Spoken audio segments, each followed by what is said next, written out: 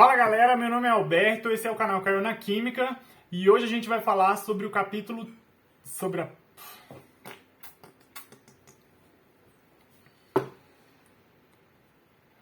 Fala galera, meu nome é Alberto, esse é o canal Caiu na Química e hoje a gente vai falar sobre o capítulo 7 do Clayden. O capítulo 7 aqui, esse vídeo é a terceira parte, a gente já falou de outras duas partes e essa parte é muito importante porque ela fala sobre a aromaticidade, né? Por que, por exemplo, o benzeno é tão estável? Além disso, a gente também vai explicar a regra de Huckel, que é para você saber se o composto é aromático ou não. Se você quer saber sobre isso, acompanhe o vídeo aí, se inscreva no canal, me ajude a ter mais inscritos. Um abraço, bora pro vídeo!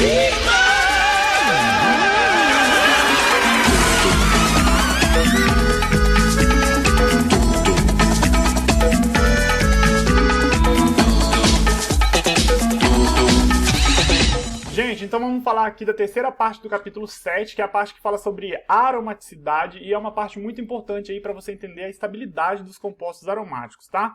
Para a gente falar de aromaticidade, a gente já começa aí falando do benzeno. O que o benzeno tem de especial? Primeiro ponto, quando a gente faz uma reação de adição aí, né, alcenos normais, compostos que têm duplas ligações aqui, um alceno comum, ao reagir com bromo, ele vai sofrer uma reação de adição e o bromo vai ser adicionado um em cada carbono aí desse composto que está a dupla ligação. Essa reação de adição não acontece quando nós vemos o benzeno. Aqui nós temos o benzeno, que é esse composto cíclico com três ligações duplas, né? Ao sofrer reação com o bromo, primeiro ponto, ele precisa de um catalisador diferente do outro alceno lá, e ele não vai sofrer uma reação de adição, ele sofre uma reação aqui, ó, de substituição. Então ele já mostra aí, além disso, é substituído quem? O hidrogênio por um bromo e não é adicionado nos dois carbonos, apenas em um. Já mostra o quê? Que o benzeno ele tem uma certa estabilidade, ele tem uma certa resistência aí. Primeiro, por precisar do ferro como um catalisador, por precisar de um catalisador. E segundo, por sofrer uma reação de adição e não de substituição e não uma de adição. Olha aí, ó. Até o próprio livro fala que não é formado o produto de adição, que seria adicionar os dois bromos aí. Repara então que o benzeno ele faz questão de manter essas três ligações, tudo bem? Lembra também, gente, que o átomo, as moléculas, elas não fazem questão de nada. A gente dá um exemplo para explicar isso daí, tá? E agora, o que torna o benzeno especial? Muita gente pode falar, é a questão dele ser cíclico, né? Ele tem ligações conjugadas e é cíclico. Aqui a gente tem aqui o ciclooctatetraeno, que é um composto também que possui ligações conjugadas, é cíclico, mas ele não é aromático, né? Então ele tem aqui duplas conjugadas, que é LT dupla simples, eu vou deixar um card aí, mais no capítulo 7, parte 1 a gente falou, parte 2 a gente falou aí de conjugação, né? Por que esse composto aqui ele não é aromático, não é tão especial igual o benzeno? Quando a gente olha aí, ó, ele não é planar, ele não tem uma planaridade, eu já deixei grifado aí. Isso mostra que o benzeno ele não é especial apenas por ser cíclico. Olha lá, quando a gente tem o ciclooctatetraeno aí, as ligações do ciclooctatetraeno, elas têm realmente o comprimento de dupla e o comprimento de ligações simples, o que mostra que esse composto não está sendo conjugado justamente pela não planaridade, né? Pela geometria dele não favorecer esse alinhamento dos orbitais P que ficariam aqui, ó, né? Como eles não estão alinhados, eles estão em planos diferentes, isso daqui não acontece. Não acontece essa conjugação, não tem aquela estabilidade ali do benzeno. Uma outra reação que a gente pode olhar aí, deixa eu até apagar essas observações aqui. Um outro ponto que a gente pode olhar aí, né, é a questão da hidrogenação do benzeno, né, que é bastante interessante. Se nós pegarmos aí o que é hidrogenação, né, você adicionar hidrogênio, né, através de um catalisador, adicionar hidrogênio, quebrar essa dupla ligação. A gente até, se depois eu posso fazer um vídeo sobre chocolate hidrogenado, que você faz hidrogenação de duplas ligações. Essa reação ela é exotérmica, gerando um composto mais estável aí. Ela é exotérmica porque o composto libera energia, né, e vai para um nível menor de energia. Aqui a gente tem um exemplo aqui, ó, do cicloocteno, que tem uma ligação dupla só aqui. Ao sofrer hidrogenação, ele libera 96 kJ por mol aí de cicloocteno e se torna aqui o ciclooctano, tá? 96. Quando a gente pega o octatetraeno, que é o composto que nós estamos falando ali, né? Ele vai ficar como? Olha lá. Ele tem 4 ligações duplas e a energia dele é 410 kJ por mol.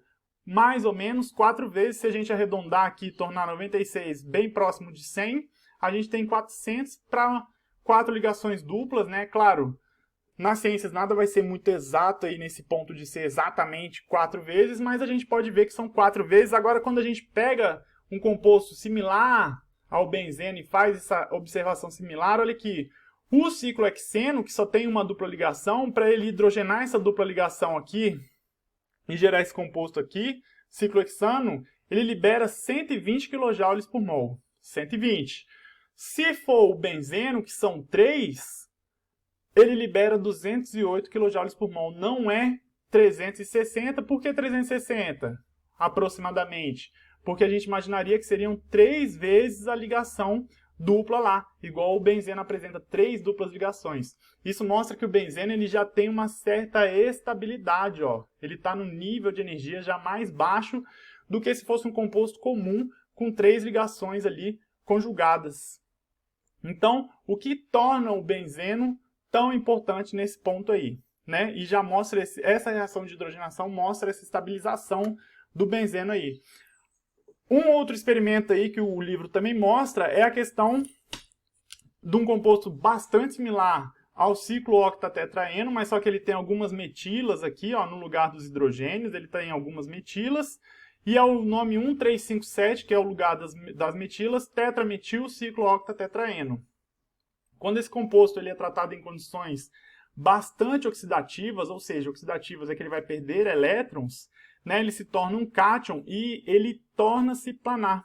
Ele se torna um composto planar e adquire uma estabilidade muito grande quando ele se torna um cátion, né? E todas as ligações passam a ser iguais. Vou até voltar uns slides aqui, ó. Lembra que a gente comentou aqui, ó, né, que o ciclooctatetraeno, normalmente não sendo planar, ele tem as distâncias de ligações diferentes quando ele se torna um cátion, né? Aqui tem as metilas ali, mas elas não vão interferir nesse caso.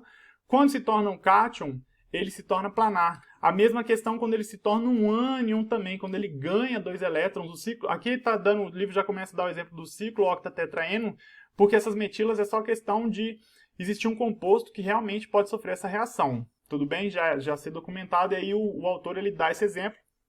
Mas tanto o dicátion do ciclooctatetraeno quanto o de ânion, eles serão planares. Então, a gente começa a perceber que a questão está no número de elétrons do composto, né? Então, a gente tem a questão da planaridade, tem a questão da conjugação das ligações π, porque não é só planaridade, a gente viu aqui no caso do cicloocta, não é só questão de conjugação, quer dizer, né? No ciclooctatetraeno ele não é planar e ele não consegue. Mas quando você muda o número de elétrons, né? Aqui ele tem 8 elétrons π, ó, 2, 4, 6, 8. Aqui ele teria 8 menos 2. Por quê? Porque ele perdeu 2 para se tornar um cátion. Então ele ficaria com 6 elétrons. Deixa eu grifar aqui. Ele ficaria com 6 elétrons. π aí. Igual o benzeno fica. E no ânion ele ficaria com 8 mais 2. Por isso que ele ficou 2 menos. Porque ele fica com 2 elétrons a mais, o elétron é negativo, então ele fica com 10 elétrons π lá. Então repara que existe uma relação de número de elétrons, e é essa relação do número de elétrons aí que vai gerar essa chamada aromaticidade. Quando a gente fala que o composto, o benzeno, ele é aromático, né, é essa estabilização que é gerada pela planaridade da molécula e por esses elétrons conjugados, além do número correto desses elétrons conjugados aí. Deixa só voltar aí a imagem, voltou. Então estava falando da aromaticidade ser a planaridade da molécula e o número de elétrons conjugados lá, né? Agora olha lá, quando a gente olha os orbitais moleculares do benzeno, né? Quando a gente faz os orbitais moleculares, aqui a gente está só falando dos orbitais π, a gente vai ter várias situações. Primeiro, todo mundo em fase, deixa eu dar até um zoom aqui para mostrar bonitinho. Todos os orbitais π em fase, né? Todos na mesma fase, ó, com a fase escurinha para cima e com a fase clarinha para baixo. Depois a gente vai ter duas situações aqui iguais, ó. Quando a gente tem um nível igual de energia para dois orbitais, a gente chama isso de degenerado, tá? Esses orbitais, eles são degenerados. Então a gente tem uma degenerescência aí desses orbitais. E olha lá, a gente pode ter um nódulo aí, né? Um nodo, quer dizer, passando pelas ligações, que seria aqui, ó, dois orbitais em fase de um lado e dois do outro, e dois orbitais não participando aí, né? Ou a gente pode ter esse nodo passando pelas ligações, pelos átomos e pelas ligações, nesse caso aqui. Pelas ligações, então ele passaria aqui no meio, aqui, ó, né? Ficaria aqui, ó, metade com a fase branquinha para cima, metade com a fase escurinha para cima, e um nodo onde não existiria a probabilidade de você encontrar elétrons ali no meio desses dois. A gente tem duas situações, então, que você pode montar isso daí. A gente tem também mais duas situações que você pode ter três nodos aí, né, entre esses orbitais. Dessa maneira aqui, passando então, primeiro por esses dois átomos aqui que eles não iam participar e entre o outro aqui também. Eu sou ruim para fazer uma linha aqui. Ou passando cruzado pelas próprias ligações ali, né? Aqui está fora de fase com esses dois aqui. Esse daqui está fora de fase com esses dois aqui, né? Só esses dois e aqueles dois lá que ficam em fase. A gente também tem dois orbitais degenerados aí no Psi3, ou todo mundo fora de fase, que seria o Psi4. Fazendo isso daqui é a explicação para quê, gente? Para a gente chegar nessa parte que é muito importante desse capítulo, que é quando você monta, você consegue montar, né, um esquema de orbitais de compostos cíclicos, tá? Colocando eles voltados, seguindo uma certa regra aí. Qual que é a regra, né? Você tem que pegar o lado, como é que fala? Você tem que pegar uma ponta aí, né, da onde tem um carbono, pega um carbono e coloca ele no ponto mais baixo, vai ser o seu ponto mais baixo, vai ser o seu Psi1, de qualquer composto que está cíclico aí, ó, Psi1 sempre vai estar para baixo, então, obrigatoriamente, sempre você vai ter um Psi1, e aí você alinha ali os outros. Tá vendo que já mostra, deixa eu colocar aqui até a canetinha, ó, ele já apresenta essa degenerescência aqui, ó, o Psi2 desse lado, o Psi2 desse lado, aqui era o Psi1, aqui vai ser o 3, com 3 aqui, e o 4 aqui. Você consegue montar isso com todos os compostos. Só lembrando que todos esses compostos têm que ser formados apenas por carbono. Essa regrinha aqui funciona para carbonos, tá? Outro ponto aqui, se for um número par aqui, ó, números pares, igual 6, igual 4 aqui, você consegue colocar um no mais baixo de energia e um só mais alto de energia, né? E dois ficam ali degenerados, igual a gente falou. Agora, quando é número ímpar, tá vendo? Igual 5, igual aqui 8 também você conseguiu, né? O número 5 aqui, que você não tem um ponto mais alto, você vai ter como ponto mais alto dois orbitais degenerados. A regra é, sempre você vai ter um só embaixo. E aí você alinha qualquer figura geométrica, cíclica que os seus carbonos façam, dentro dessa imagem aí, e fica aqui, ó, os orbitais não ligantes ficariam no meio, né? Os orbitais ligantes, que seriam mais estáveis, ficariam abaixo aí dessa linha do meio que você traçaria, e os orbitais antiligantes ficariam acima. Esse esquema ele salva muito, porque a gente começa a entender a questão do benzeno ter essa aromaticidade. Olha lá, quando a gente emparelha os orbitais do benzeno, quantos elétrons o benzeno tem, né? Emparelha os elétrons, falei os orbitais, mas elétron. Ele tem 3, né, ligações π, cada ligação π tem 2 elétrons, então ele tem 6 elétrons. Vamos colocando, ó, 1, 2, aí preenche 3, 4, 5, 6. Tá vendo que fica completo aqui? E a gente vê o desenho do benzeno aqui, ó, né? Agora, quando a gente pega o ciclooctatetraeno, ele tem 4 ligações π.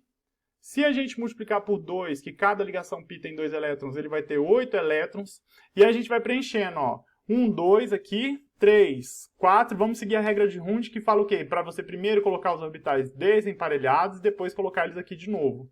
Então, 1, 2, 3, 4, 5, 6, 7, 8. A regra de Hund diz exatamente isso. Você não pode colocar ele aqui, ó.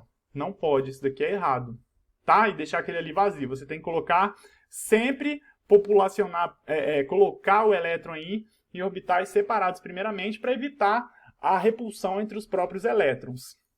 E aí você tem dois orbitais aqui, ó. Repara que aqui também o autor desenhou o ciclo octatetraeno, os 8 lados aqui iguais, ó, certinho lá, colocando os orbitais, mostrando os orbitais degenerados. Então você não precisa muito saber o que? Esse desenho todo. Você precisa saber essa questão de colocar esses orbitais dentro aqui desse ciclo, né? Colocar ele sempre com um ponto mais baixo, sendo um carbono só sendo mais baixo. Se for ímpar, você coloca 2 lá em cima. Se for par, você coloca um só lá em cima. Ó, fogo de artifício. E aí aqui, ó, já mostra o quê? Que ele não tem um monte de foguete, gente. Tem queima de fogos no meio do vídeo. Vou continuar falando, qualquer coisa eu não sei. Qualquer coisa eu corto aqui, mas eu acho que vai dar. Não sei o que aconteceu. A gente tem aqui, ó. A gente tem... Eu vou parar o vídeo, vou cortar e vou voltar. Não precisou. A gente tem aqui, ó, elétrons desemparelhados, tá vendo? Quando você tem elétrons desemparelhados, você não tem a aromaticidade do composto. Então isso explica o quê? Quando ele vira ânion ou quando ele vira cátion, você tem a questão da aromaticidade, mas essa regrinha aqui é uma regra de ouro para a questão de aromaticidade. E da onde que ela vem? Ela vem de você colocar aqueles orbitais daquela maneira, né?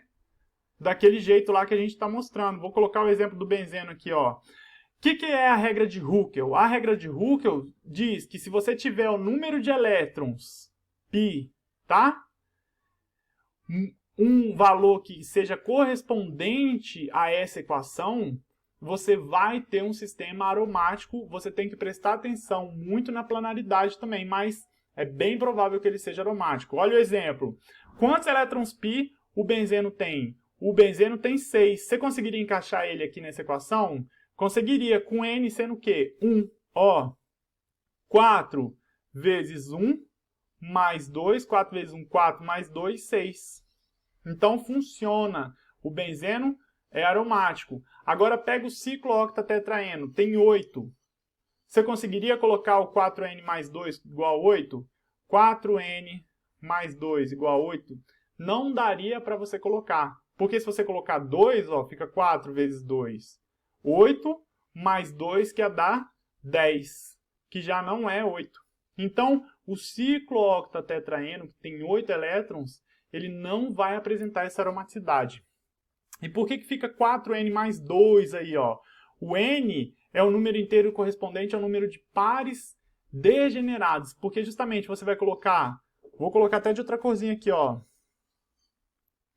2 elétrons aqui, você tem que ter 2 elétrons aqui, ou seja, você tem que ter 4 vezes, qual é o número de elétrons degenerados aqui, né? 1, 2, e mais 2 aqui. Então você pode ter, no mínimo, você tem que ter 6 para ser aromático. No caso do ciclo octatetraeno, você não conseguiria justamente porque você cairia nessa situação aqui, ó, né? Dele ter um número diferente do que aconteceria ali no caso da regra de Huckel ali. Então, ó, primeiro, seu composto tem que ser planar. A gente vai mostrar outros exemplos aí. O seu composto tem que ser planar, tem que ser inteiro, conjugado. Não pode ter uma quebra da conjugação. Tem que ser, então, simples, dupla, simples, dupla, simples, dupla. Monocíclico, gente, é para composto monocíclico. E se ele tiver 4N mais 2 elétrons π, né, numa casca aí, o livro coloca casca, mas você pode imaginar que é fechado aqui assim, ó. Aqui está fechado, tá vendo? Todos emparelhados, em parzinho. Aqui não está fechado, ele tem 2 elétrons desemparelhados ali. Se você tiver isso aí, esses orbitais são excepcionalmente estáveis e são ditos aromáticos. Essa regra de Huckel 4N mais 2 é muito boa, mas, igual eu falei, tem que tomar cuidado com a questão da planaridade. A gente pode ver aqui, ó, deixa eu colocar a canetinha de novo aqui, o composto cis-anuleno aí, né? Todas as ligações são cis nesse caso aqui. Deixa eu dar um zoom aqui, ó. Então a gente tem, vamos ver, ele é cíclico, todo conjugado, simples, dupla, simples, dupla, simples, dupla, simples, dupla. 10, o número 10, a gente consegue com a regra de Huckel, 4n mais 2 igual a 10, se o n for 2, vamos colocar o desenho aí, para explicar bem bonitinho, ó. Vai ficar 4 vezes 2, mais 2, você consegue 10 aí, não consegue? Então, tem a chance dele ser aromático, sim, mas ele não é um composto aromático. Por quê? Porque as ligações dele não são planares. Ele não tem uma planaridade. Vai ser um pouco mais difícil você encontrar esses compostos que não são planares, mas aqui é por questão da angulação da ligação. Olha lá, ele tem 144 graus no ângulo dessa ligação, sendo que o normal dessa ligação é 120. Então ele não é aromático justamente por não ser aí planar. Então é igual o outro lá, né, que quando a gente falou do ciclo octatetraeno, ele não tinha a casquinha fechada, ele não tinha todos os orbitais emparelhados. Aqui ele tem, mas no caso a gente não tem por causa da planaridade. Agora olha o 18. O 18 a gente já consegue. Qual seria o número para dar 18? Você tem que fazer então 4n mais 2 tem que dar 18, né? Quanto que tem que ser o n então? O n tem que ser 4, porque vai ficar quanto? 4 vezes 4, que vai dar 16, mais 2, 16 mais 2, 18. Você consegue então fazer igual o par de elétron lá. Você consegue, ó, se a gente contar 2, 4, 6, 8, 10, 12, 14, 16, 18. Ele tem um número de elétrons que obedece à regra de Huckel. E além disso, a ligação dele não ser toda cis, igual era do 10 anuleno ali, faz com que não exista essa tensão muito grande, e esse composto, sim, é aromático. É aromático. Agora, se a gente pegar o 20 anuleno, 4n mais 2, né? Ele vai ter 20 elétrons pi. Você consegue um número 20? Você consegue ter um número 20? A gente viu que quando é 4 dá 18. Vamos colocar 5 então. 5 vezes 4, 20, mais 2, 22. Então ele não obedece à regra de Huckel. Logo esse composto aqui, ó, deixa eu até colocar aqui para a gente ler, ó. Esse composto, ele não vai ser aromático. Esse composto ele não vai ser aromático, porque ele tem aí, né, um número que não obedece. Se você ter 20 elétrons pi, você vai ter o quê? Vai chegar numa situação aqui, se a gente fizesse todo aquele emparelhamento lá, ia ter o de baixo com um parzinho, depois ia emparelhando, ia chegar num ponto que você ia ter o quê? 2 elétrons desemparelhados lá. Tá? Então você tem que ter o número de elétrons correspondente a essa regra para ele ser um composto aromático. Essa regra aqui, para mim, ela é ótima para você ver se o composto é aromático. E a única chance dele não ser, seguindo essa regra, é se você ver um composto que ele vai ter uns ângulos de ligação muito abertos, que aí você vai ter essa situação, mas é difícil ver essa situação aí, tá? Pode confiar na regra de Huckel que funciona. Agora, sistemas com mais de um anel. Quando a gente fala de sistemas com mais de um anel, lembra, a regra de Huckel funciona para sistemas monocíclicos, não funciona para sistemas bicíclicos.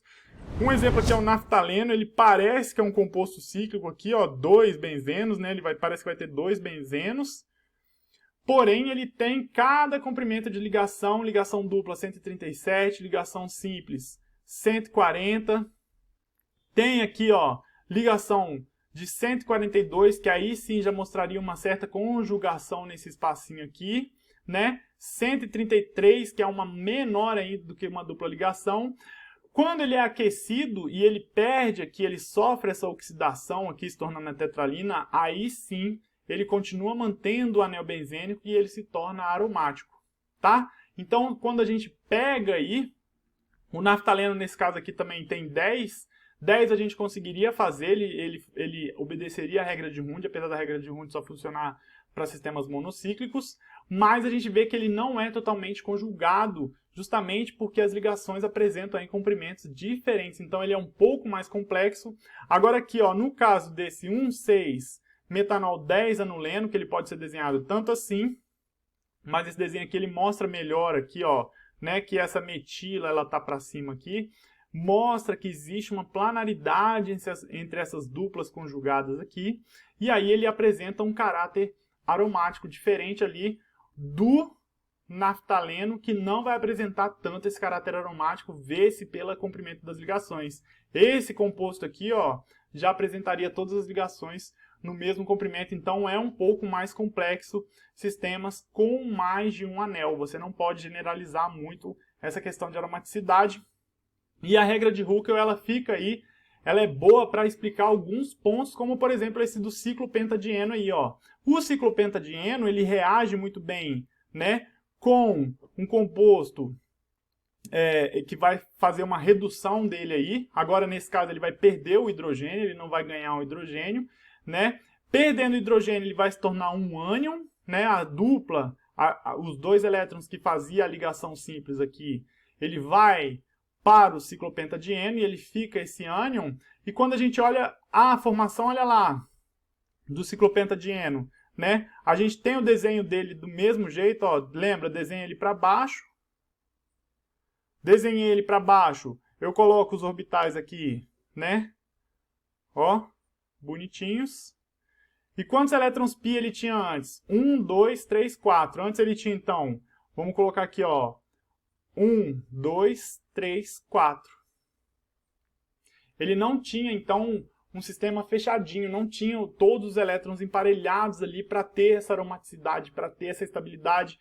Quando ele sofre essa redução e que ele vira esse ânion aí, né? O que vai acontecer? Ele vai ganhar mais 2 elétrons, vai ganhar um elétronzinho aqui, e vai ficar o quê? Vai adquirir uma estabilidade, né? Vai formar esse ânion ciclopentadienil que vai tornar essa estabilidade. Por quê? Porque agora ele vai se tornar um composto aromático, todas as ligações dele passam a ter o mesmo comprimento e ele se torna um composto mais difícil de reagir. A gente consegue explicar isso então com quem? Com a regra de Huckel e com esse sistema aqui que você desenha. Fica muito bonitinho quando se desenha e dá para entender muito fácil isso daí, tá? Compostos aromáticos heterocíclicos. Quando a gente fala de heterocíclicos, né? A maioria dos compostos são heterocíclicos, a maioria dos compostos, principalmente se a gente vê aí, né, em produtos naturais, é muito difícil você não ter um heterociclo. O que é um heterociclo? Que tem um heteroátomo, que não é carbono, no meio aí das ligações, né? Além disso, mais de 50% de todos os compostos orgânicos contêm um heterociclo aromático. Aqui, ó, no caso, a gente tem 2 exemplos, né? O pirrol e a piridina. Nesse caso, eles são aromáticos. A piridina porque ele tem 6 elétrons π aqui, né? 2, 4, 6. O pirrol parece que tem 2 aqui, ó, mas só que ele tem o parzinho do nitrogênio. Então, é um pouco mais complexo porque ele pode usar os pares de elétrons desses heteroátomos, vão ter participação nessa questão de aromaticidade, mas o autor fala que para isso ele vai explicar em capítulos mais para frente. Então, na aula de hoje a gente para por aqui. Espero que vocês tenham gostado do vídeo, que ajude bastante vocês a entender essa questão de aromaticidade, da onde vem essa estabilidade do benzeno. Muito obrigado se você assistiu até aqui. Se inscreva no canal, me ajude a ter mais inscritos. Um abraço, deixe seu comentário da parte boa ou ruim e fui!